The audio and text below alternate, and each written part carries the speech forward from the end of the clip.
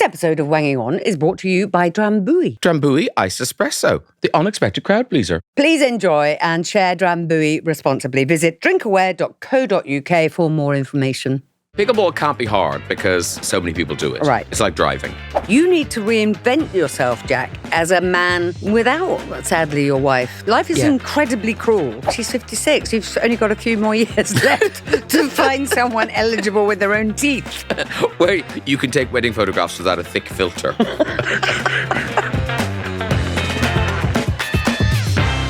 Hello there and welcome to this episode of Wanging On with Graham and Maria, where we give you the very best in non-expert advice. Maria, tomorrow's a special day, isn't it? Why? Because it's your boy's Oh, day. no, we don't do birthdays anymore, Graham. No, and I was going to cue a cake, but that's not happening. No, best not. No, it's too small a space for that many candles. I was waiting for the kicker. I knew it would come. No, but after a certain stage, it's unseemly, I think, to to kind of wang on about it. Wang on. Yeah. But are you not doing anything for your birthday? Well, obviously, when my present from you arrives, which, as you know, is a pony. Yes. Because I spoke to your assistant to organise it. Then, obviously, I might have a celebration. No, I will go out for dinner with some friends. Okay. No, in Hastings, otherwise you could come. Yes, and I can't go to Hastings. No. It's far too far away. And also, they don't like you there. No. There's posters up everywhere. No Graham Norton here with a big cross through it. Well, because they keep thinking I'm buying a house, and then I don't. I mean, the amount of people that say, I've spotted Graham Norton. I spotted Graham Norton. He was in the pub. He was in the co-op. It's like, no, he wasn't. And I just say, oh, yeah, really? Tell me this. Yeah. Of all the birthdays you've had, Yeah.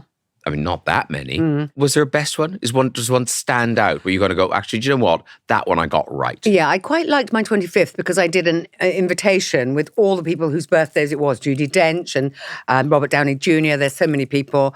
And then at the bottom I put, I listed them all. And Maria McCurlane requests the pleasure of your company for their birthdays. Oh. And that was, in the olden days when you had to have sort of embossed cards with lovely lettering and cost a lot of money. Cost more than the party, I think. That was a good one. But also, where did you get the money at 25? How could you afford that? I don't know. It's a good question. I think I might have been working as a prostitute then. Of course. And of course, as you know, that's very well paid. Yeah, well, particularly when you're 25. And not so much now, Graham. Well, Hastings. I find business has dropped off a little bit. Under the pier. So, yeah, it's all right. Yes. No, I don't remember any birthday parties till I was 33. And we just started working together on Carnal Knowledge. Yeah. And I finally had a bit of money and I put some money behind the bar. Not from Carnal Knowledge, you didn't. I did. Or was it Carnal Knowledge? Did we get money for that? Well, more money than I'd ever seen. Okay. Yeah. You were pissing it up a wall, getting embossed cards at 25. You were paying off your debts. I think it's because I got a grant to go to college. Oh, that'll be it. Yeah. What could I spend this on? In the olden days. Yeah. I won't need books or accommodation. Or food. Drink. Yes. And embossed cards. And a lovely embossed invitation. So what happened on your 33rd? I put some money behind the bar and I felt very grown up. Where was it? It was in Soho, some upstairs in some bar. You weren't invited. Because I'd only just met you. No, you were invited. I was. You were there. Was Mo Molam there? No, that was in East London. I don't think so. No, because that was my 40th. Oh, okay. That was many years later. Yeah. Yeah, no, you would have been there. Uh-huh. It was in a kind of loft bar in Soho upstairs. And I just remember, I just felt very grown up that I'd paid for drinks at my party. And do you remember how many people you had? I mean, the bar seemed very full, I remember. And you had a nice time? I think so. Did you get off with anyone? No, I had a boyfriend. I don't know about you with memory, but the other day somebody on Twitter sent me a commercial and it was for, I think, tea bags or something like that. I can't remember the brand. But it was me in a commercial and I absolutely have no recollection of doing this commercial. Wow. Yeah. That is some strong tea. Yeah, that is spilling the tea, baby, on the state of my brain cells. But if it made no impact, because, if you think about it, we don't remember what we did every day. No. And you know that thing when people are always, I remember we went for dinner in that place, you're thinking, did we? Yeah. I'm pretty sure I've never eaten with you, but they haven't made it up. You probably did go. And for also, dinner with I them. did do quite a lot of commercials in the early days. Hence the 25th anniversary embossed card. Yes. And a lot of those were, when you're a bit younger, you can do what they used to call in the advertising industry, I don't know if I can say this, 2 C's in a K. And that means 2 in a kitchen. Oh. And it was 2 women, normally with a kind of cashmere jumper tied around the neck and a pair of mum jeans on, discussing washing powder or nappies or quick save. I did a long campaign for with Jenny Eclair, feminist comedian. Really? Jenny Eclair, no, Jenny LaCote, I beg your pardon. Oh, yeah. Memory's so bad. Yeah. Yeah, somebody. Jenny somebody. No, 2 Jennies. There were only 2 Jennies. Jenny LaCote. And I did, that's... Spinning Jenny. Is it on YouTube? Can we find it? I don't know. Don't even look. I might after this. Okay, we'll get stuck into some dilemmas very soon. This episode is brought to you by Hotels.com. Make your next trip work for you. Hotels.com just rolled out a game-changing feature called Save Your Way, and it's as simple as it sounds. When you book a trip as a Hotels.com member, you decide how to use your savings. Choose to take the instant savings now or bank the savings as rewards for later. It's your call. Envision converting discounts on this week's stay into rewards for a luxurious beach getaway next year. No complicated maths, no blackout dates, just you choosing how to make your travels work harder for you. Only at Hotels.com. Save Your Way is available to loyalty members in the US and UK on hotels with members' prices. Other terms apply. See site for details. Maria, Yeah. open a letter and read it aloud, I beg you. Oh, do you? How much will you pay me if I do that? Dear Graham and Maria. Not enough to get you an embossed invitation. I'm going to find one of those invitations. I had loads left over. That's the sad bit. Dear Graham and Mind Maria. you save money if you order more. It's a false economy, I feel. Yeah, I might just rehash them. Scribble out 25. Wait till you're 75 and then just... Yeah. Never going to be 75. Dear Graham and Maria, I'm 56 and have been with my partner for 3 years. We're buying a house together and have talked about getting married. Recently, we went to choose a ring together. I went all giddy when we found the perfect one. He bought it, and all I'm thinking is, bloody give it to me. The anticipation is killing me. We've spoken to a priest about the ceremony, so why wait? I think of that Nora Ephron line, when you meet the person you want to spend the rest of your life with, you want your life to start straight away. We've waited for his divorce to come through, and he was very ill and in hospital last Christmas. These may be the best days of our lives. We're not the Instagram generation, so I don't want a big thing. Just maybe fish and chips, and him asking me the question would be fantastic. What do I do? And that's from Lucy. I'm very perplexed by this, Graham, because she found a ring. They went together. He bought the ring. They've talked to a priest. They've talked to a priest. And he was ill last Christmas, so presumably he knows that life is short, as we all do once we get past a certain age. Yeah. But Lucy, why don't you say to him, when are we getting married? No, she's not even engaged. Well, you don't need to be engaged. But I think Lucy's wedding. I think, Lucy, here's the thing. Because of all the things you've done, like talk about the wedding, buy a ring together, and talk to a priest, I'm pretty sure your partner thinks you are engaged. She's not wearing the ring, though. Has she mentioned engagement? I just read that, but I didn't see it. Yes, that's what she's waiting for. I thought she was just waiting for him to say, the end, will you marry me? And him, yeah. That's how you get engaged. No, but that's not engaged. That's will you marry me? I think that's how you get engaged. Yeah, wait a minute. They're 56. They're skipping the engagement. That's an unnecessary expense. They're going for fish and chips on the beach. They're going straight to marriage. No, they've been together for 3 years. No engagement. Him asking me the question. The question, will you marry me? And that's when you get engaged. When you get married, somebody else says, will you take this person to get married? I understand how it works. I can't believe I'm explaining it to you. She's waiting to get engaged because she wants to wear the wing. The wing. They bought the wheelie wobbly wing. Really, that she chose. I don't even... in the olden days, people didn't get engaged. They just got married. Oh, they did. Did they? Everyone, yes. But it was a lovely ring, and you'd come into the kitchen and you'd show your parents, and they'd cry because you were marrying And a how ne'er-do-well. long was the average engagement then? Oh, not that. Well, I think they varied. I think sometimes there was a certain a sense of urgency, let's say. And then sometimes they went on for years. But this whole thing of I'm just waiting for him to ask me, you bought the ring. But she's not wearing it. Together. No, but you bought it together. So you can say, are you going to ask me or not? Yes, I must say, I feel after 3 years... You're 56 years old, Lucy. You're not 12. Or, you're not a blushing child bride. You can say to him, let's do this thing because none of us are getting any younger, mate, and you nearly cocked it last year. Yeah. Ring finger's still empty here. Or just play Beyonce on a loop when you go to bed in very loud speakers. If you like it, then you better put a ring on it. And maybe don't do that.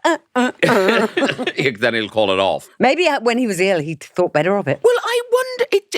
There's something very odd about this, Lucy. And on one level, I don't understand your problem because I think Maria's right. You just go, that ring we bought, can I have it? Yeah. Are we not engaged or what's going on? And then on another level, I kind of think, because nothing's happened, is he having cold feet? Is he having second thoughts? Because it is mighty peculiar that they've done all the things they've done, and yet she is still not wearing an engagement ring. I mean, it just surprises me how people, certainly people who are a bit older and longer in the tooth, don't seem to be able to communicate such a simple thing. I don't understand people's relationships in that respect. So if it was a near-death experience last Christmas that made him rethink and go, why am I settling for second best? I wonder if one of the things that has made him go, whoa, Neddy, is finalizing his divorce and the kind of the trauma of that, the kind of emotional exhaustion and pain of putting one marriage to bed is making him a bit more hesitant about starting another one. They've been together for 3 years. I know, but dating someone is very different than the whole walking down an aisle because she wants her day with a priest. She doesn't want she doesn't want to have a big engagement video and do it on Instagram. But I'm betting Lucy wants a big wedding. I think it's her first wedding, and he's. I worry if Lucy says it to him, it'll bring up a conversation where he goes, Lucy, I'm going to break your heart now, but I'm not sure I want to get married. I know, but better to know. She's 56. You've only got a few more years left to find someone eligible with their own teeth. Where you can take wedding photographs without a thick filter. Heavily airbrushed or painted on like they did in the Victorian times. Just paint him some hair in or something like that. She looks well. Either way, if it's going to break up, it's best that you know now, Lucy, rather than hanging around waiting for somebody to say some words of stupidness like, will you marry me? I just don't understand.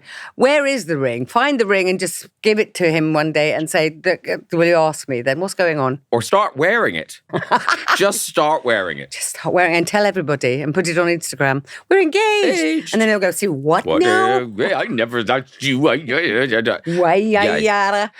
no idea what the Wangers are going to make of this. So let's see what they said. Okay. Aisha from London says, a ring doesn't change the best days of your lives, especially if you already know it's in the bag. Selected and of your choice. I think a little patience is needed. Enjoy your time. Plan for buying the house. It will be even more delightful when he does it out of the blue. Also, is there a big birthday or anniversary coming? It could be that he is just waiting for a special occasion to pop the question. Maybe. Let's hope, Aisha. Steve in Surrey says, just say to him a close version of what you've written to Graham and Maria. Something like, I love you and can't wait to marry you and spend the rest of my life with you. I'm not sure what you have planned in terms of proposal, but I just wanted to say that I don't need some grand gesture. All that matters is that we'll be together. Then leave a non-pregnant pause. I think basically he gets into the car and starts the engine. Yeah. What you do is you just play him this episode, don't you think? Yeah, and then he'll turn off the device. And say, I didn't want to do this now, but... You forced me. I was hand. hoping we could have a nice Christmas.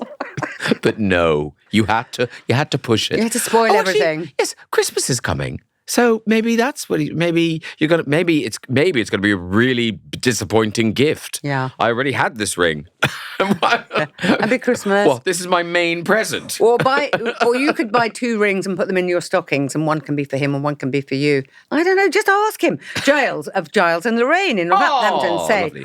why wait for him to pop the question? Why not just ask him to marry you? Fun fact, Lorraine asked me, and we've been married now for 32 years.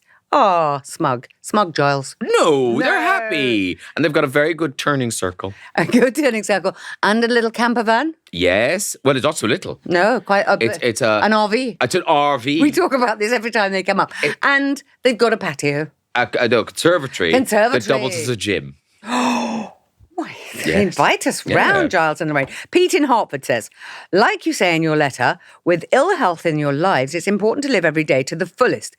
If you're keen for him to ask you, why not ask if he has any worries about getting married and use it as an excuse for a deep and meaningful conversation? Or alternatively, drop hints about when you'd like to get married. Perhaps tell him you found a dress you love that might be out of fashion by winter 2026. Oh, Lucy, desperate, isn't it? Yes, I hope this problem is a happy solution, and he just asks you, and you have a lovely life together. Lucy sent her dilemma to wangingonlisten.co.uk, and you can too. If you'd like your dilemma featured in the podcast, just use that email address. We'll have another one up next.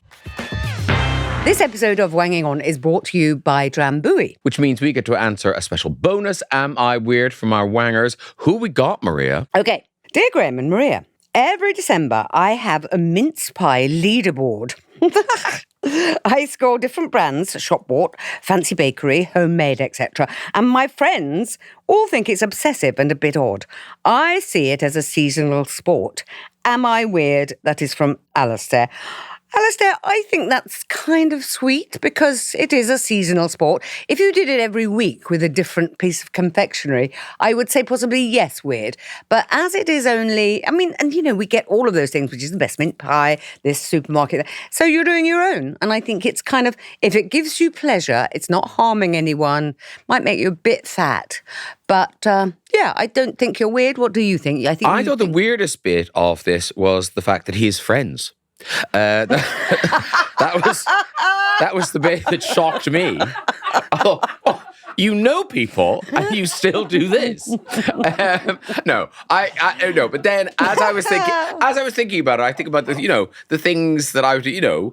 Like Eurovision, I rank all the songs and da-da-da. Well, you have to because you work there. I know, but even if I wasn't, I'd be doing that. Would you? Yes. Do you do things, underline things in the Radio Times and things like that to watch? Back in the day, I would have. Oh, back in the day. What happened? Did you Christmas Radio Times, big mark pens. Okay. Went then over to BBC Two for the Snowman. And you have friends too. Not many. But that's what I thought. Away. No, but I thought that we all have our thing. We all have the thing that we really enjoy and we look forward to and we get into, whether it's, the Olympics or it's, Wimbledon, whatever it is. So for Alistair, it's the quality of mince pies from major retailers. And also homemade. Oh, yes, artisanal. I think a homemade mince pie is always going to win, especially when they put a little blob of green cheese, a little blob of cream cheese. Oh, cream cheese. Green cheese is optional. And I find also that by Christmas Day, I don't like the idea of having turkey. I want to have beans on toast and watch the Sound of Music. The first Christmas dinner you have is so delicious. And you normally have a kind of late November at some works do or something. Yeah, exactly. And then by the time it's actually Christmas dinner, you're like, oh, this again. Bleh. Bleh. Bleh. And then I would still say St. Stephen's Day, but Boxing Day, then you're done. I think he rips up his leaderboard, or does he file away his leaderboard? I think he files it for next year. I think you're absolutely right. He does. Lovely. There's a very big drawer in his house. Don't look in there. It's my mince pie leaderboards. And when Alistair dies, someone will open that drawer and find all of his leaderboards, and that will be your life and how you're remembered, Alistair. And the V&A will buy it and keep it in a vault. Yes. A modern day take on how life was so difficult. So are we saying, Alistair, apart from having no friends, which was rude of Graham, frankly, is he weird or not? I'm saying not weird, Alistair. I'm saying, keep a lid on it, but not weird. Yes, I'm saying not weird as well. I think it's lovely you've got a hobby. And hey, why not pair your mince pies this December with Drambuie? It's a perfect accompaniment for every party, especially the way it is prepared here, which is Drambuie iced espresso. What? Yes, I know. Your birthday's coming up. Is this a little preview of what we can expect? Yes. Great. I'm hoping Drambuie will give me a large delivery for my birthday. Yeah. I'll be spending it alone with just a crate. I did wonder where my invitation was. Well, I would invite you, but you keep changing the music every time you come round. Yeah, I can't stop. Shall we toast to another Am I Weird that's been settled, Graham? There you go. Here's to my 90th birthday. Aw. Honestly, you look quite good. Drambuie Iced Espresso, the unexpected crowd pleaser. Please enjoy and share Drambuie responsibly. Visit drinkaware.co.uk for more information. This episode is brought to you by Meta, who are raising awareness of online scams ahead of the Christmas shopping period when we all need to be hyper aware of potential scams out there. You're absolutely right, Graham. It is a minefield. Have you ever fallen for anything, any of these scams? I mean, I suppose I bought some things that ended up being not what I thought they were going to be, but also I get involved in the scams because they use my face. Yes, I know. I think I bought some bitcoins from you.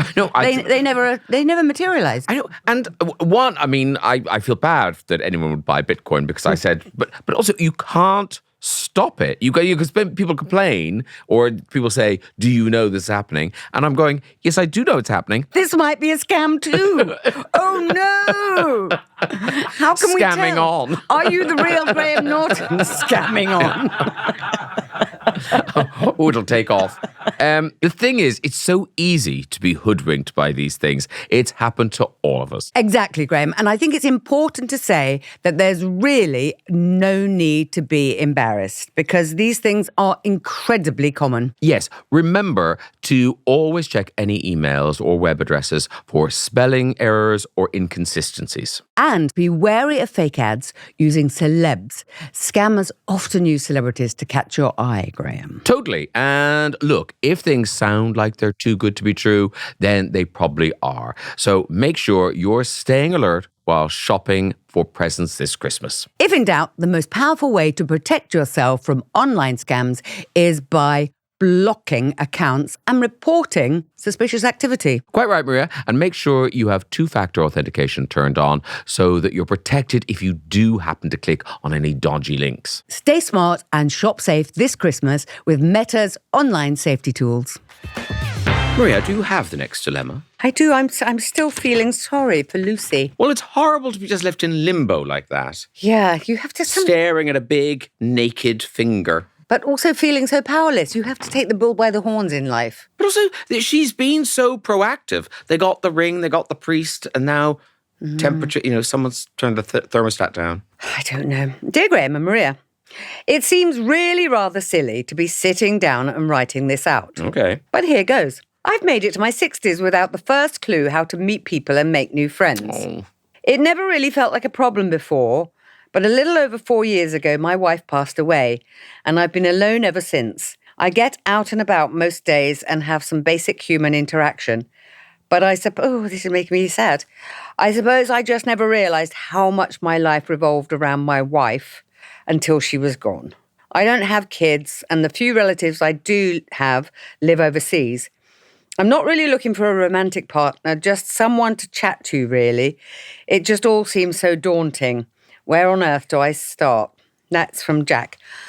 Oh, God, I'm so touched by this, Jack, because there are so many Jacks out there. I mean, I think men, much more than women, find it hard to restart their lives because women just, wang on to each other, and women are good at joining knitting circles and paint art classes and jewellery or whatever. And men, I think, get very stuck, especially if you've had a relationship where your wife has been the person who kind of social glue. She ran the social life for you. You say, what are we doing tonight? Oh, we've been invited over to Betty and George's or whatever. So there's no easy way around this, Jack. And you just have to look in the mirror, even though you're feeling awful. And 4 years is not a long time when you've been married for many years. And make yourself do it. You've got to, get to the library, join clubs, look online. No one is going to come and rescue you here. And you may well have a good amount of years left, Jack. Yes, no, I mean... That you don't want to be alone. No one's asking you to get romantically involved or, find somebody else to spend your life with. It's just you need company. We're social creatures. We need to interact. And when you're not doing that, everything is crowding in on you and you're missing your wife even more. And I just want you to grab it by the balls. Well, it's that terrible thing, isn't it? When things that are easy when you're young. Like when you're young, you just kind of, you just like start walking along beside people and now we're friends and that's it. Yeah. And it's effortless when you're young. And I think as you get older and you have to think about it, you have to kind of actively think, ooh, how am I going to do that? It seems suddenly like this impossible task. And I would say to Jack, it's not. But don't overthink it, I would say. I think you're doing the right thing. You're getting out every day. You're having some human interaction because I think that's really important. It's important to do all those, really silly things like just make a tiny bit of conversation with the person at the checkout, all that sort of stuff. Just do all of those things. And then I would say look for things that you're going to enjoy, things that you already know you enjoy, like, I don't know, music or local history or gardening, get an allotment. There are activities you can do where if you don't meet anyone, it doesn't really matter because you've enjoyed the activity and you feel like you've used your time wisely and it's been productive. But there might be an added bonus of you bump into someone and you have a chat about whatever. It is that thing, I think, of trying to narrow down what you're interested in. What were you interested in with your wife? What did you do together? Did you go to the cinema? Did you go to the theatre? Even a thing like going to the theatre with someone, having a drink at the interval and then going home. You feel like you've had an interaction. You feel like you've done something. You've watched a play. Your brain has been stimulated. It's one of those kind of situations where you've got to push yourself on this. Yeah. And also, who were you, Jack, before you met your wife? What were your interests then? Who were your friends before you met your wife? I mean, and actually, it is one of those weird moments in your life, I think, when you're in your 60s, that you can start looking backwards. Get on Facebook, check out people you used to know, and kind of go, oh, well, I was thinking about school the other day and I just wondered what you're up to. Send people a message. They'll be happy to hear from you. Oh my God, it's Jack. Do you remember we haven't seen him in 40 years? It turns out he's living in blah, blah, blah, and he's got, whatever. And I think there are shortcuts that may not solve the problem because they're not long-term friendships, but they'll get you out and they'll, you'll have plans. You'll have things to look forward to in your life. You won't just be looking at a big empty diary and thinking, and I think what happens is you find certain things, you find certain people and you think, good, they're fine for now. And then you kind of can edit as you go on and you find people who are more your tribe. But I absolutely appreciate, because I know people who are suffering this, they can do things during the day, they can shop, they can walk, they can, meet someone for coffee. But then the evening can drag so horribly, which is why people like to do evening activities, go to the cinema, have a book club, do all the things that give you an evening event to look forward to. Yes.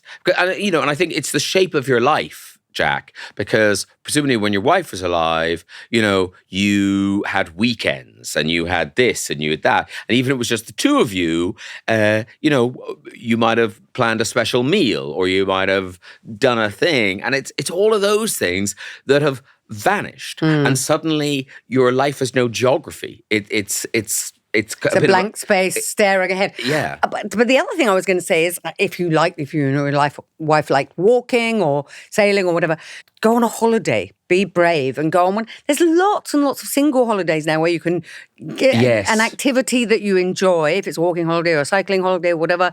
I don't know what your interests are. But then you're spending time with people. You're spending time going, oh yes, that person is my tribe, that person isn't. You need to reinvent yourself, Jack, as a man without, sadly, your wife. Life is incredibly cruel. I notice when I'm, doing things on my phone, I see a lot of apps now for younger people that it's based around friendship and conversation and chatting rather than dating. They're not dating apps, and they're very clear about that. They say, I like that. this is just friendship. And so I don't know if they're available for older people. I mean, like I say, Jack isn't that old. He's only in his 60s. So, but whether there are enough people online to make that a sustainable way to meet people, I don't know. There's only one way to find out, Jack. Yes. Hopefully the Wangers can rally around Jack and give him some support. Shall what we do they have see to say? if they do? I hope they do, Jack. It's good that you wrote to us. I think you've already done the hard bit. Susie in Toowoomba in Queensland. Toowoomba. Okay. Toowoomba. Yeah. You got it? I have a lager drink. I'm so sorry your wife is gone. It must have been a huge adjustment. Your bravery to ask for help is the best first step. Yeah. Here in Australia, we have things called a man shed, where retired gents get together to do all sorts of things, make things, fix things, chat and hang out together. Maybe see if there's something similar like that near you, a community group or similar where you can go regularly and get to know people. Wishing you kind company and new friendships. Susie, that's very sweet. And they do exist, men's sheds. The men's sheds? Men's shed groups. The other weird, and this is very left field. Yeah, go on. Church. It's quite a good thing. No, because I feel, recently when I've had to go to church for various things, it's not very religious anymore. There's hardly a mention of God. And there's a lot of add-on activities. There's lots of kind of committees and community things and da-da-da-da. And so, if you can summon up a bit of, not laughing at the bells and whistles bits, it is a good, literally, it's a congregation. It is people congregating. Yeah. I think it is a really good way to meet people. I was going to say funerals as well. Just go to funerals. Yes, just have a look at the listings. But he's only 60, Maria. Gordon says, I totally recognise your situation because I found myself in a similar place some years ago when my marriage ended.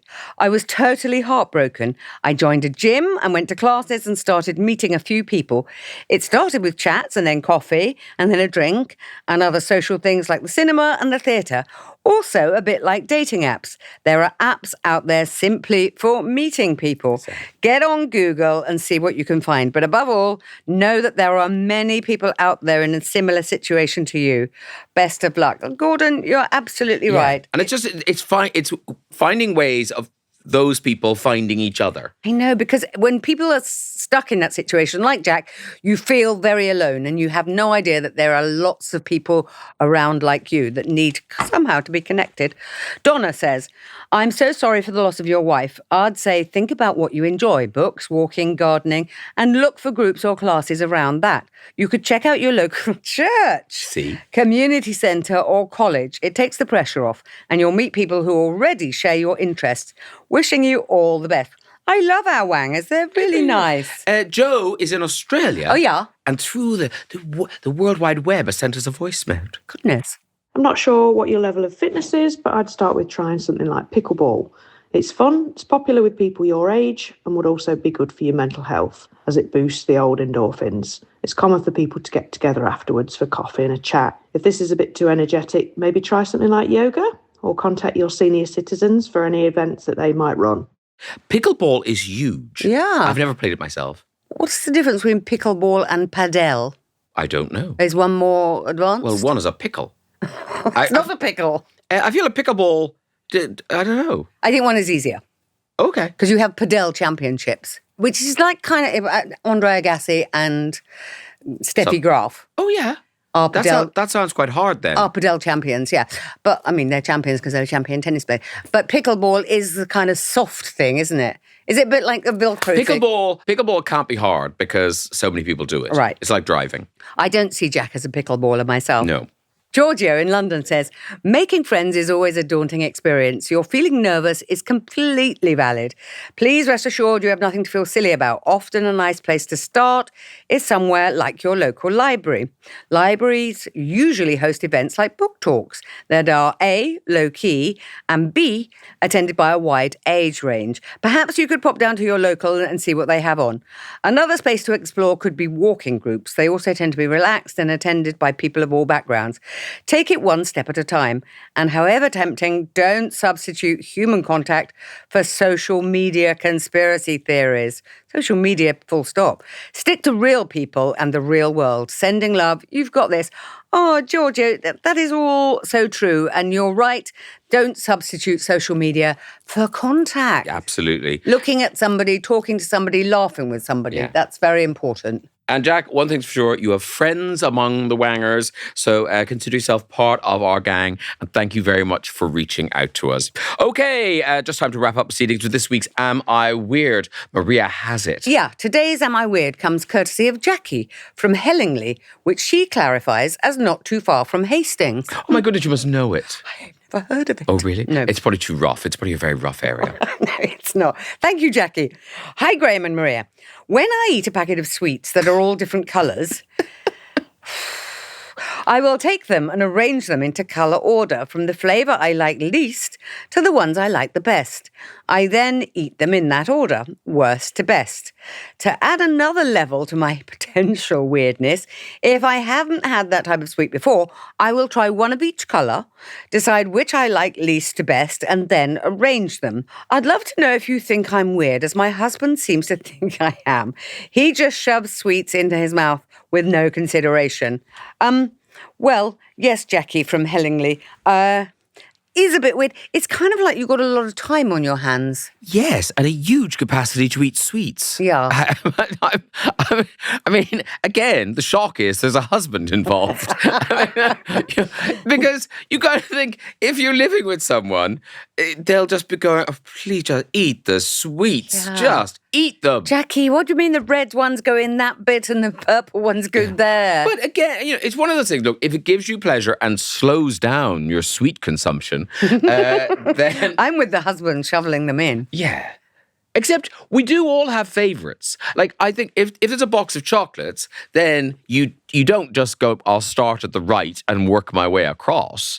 You go for the ones, I like that one. That's Do you look at a box of chocolates, a menu anymore? I try. I don't.